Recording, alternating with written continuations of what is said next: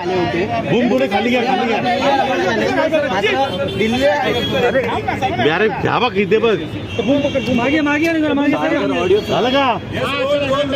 CM दिल्लीला रवाना व्हायच्या आधी आपली बैठक झालेली आहे. काय नेमकं बोलणं झालेलं आहे?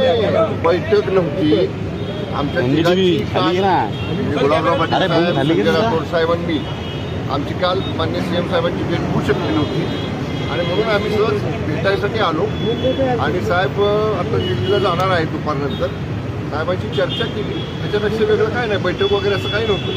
मंत्रिमंडळासंदर्भात काही चर्चा झाली, काही नावं घेतली, काही संधी देणार आहे, परत काय बोलणं झालं? नाही आम्ही तो विषय हे बघा, शिवसेना हा पक्ष शिस्तबद्ध पक्ष आहे. वंदनीय शिवसेना प्रमुख स्वर्गीय बाळासाहेब ठाकरे साहेबांनी, दिघे साहेबांनी आम्हाला पक्ष शिस्त शिकवलेली आहे आणि आमच्या पहिल्या आमदारांच्या बैठकीमध्ये आम्ही पक्षाचे सगळे अधिकार हे मुख्य नेते आणि राज्याचे मुख्यमंत्री आदरणीय शिंदे साहेबांनी दिलेले आहेत. त्यामुळे ते निर्णय घेतील आणि काल पक्षाची भूमिका, महायुतीतले एक मुख्य घटक पक्ष म्हणून शिवसेनेची भूमिका माननीय एकनाथजी शिंदे साहेबांनी काल पत्रकार परिषद घेऊन स्पष्ट केलेली आहे.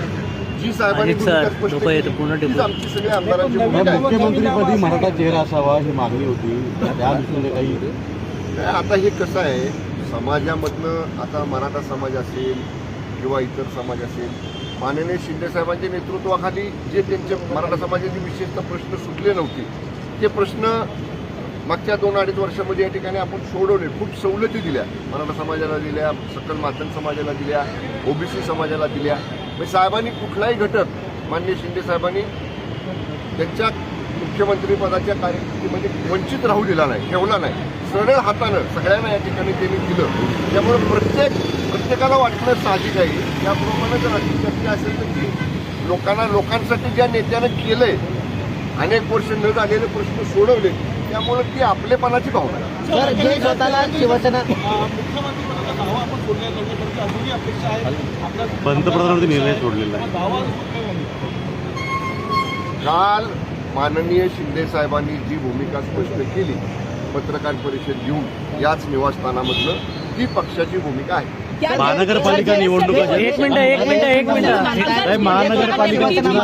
महानगरपालिका निवडणुका डोळ्यासमोर आहेत पुढे, त्या दृष्टीनं शिंदे साहेबांचा चेहरा किती महत्त्वाचा ठरतो आणि ही देखील चर्चा आहे.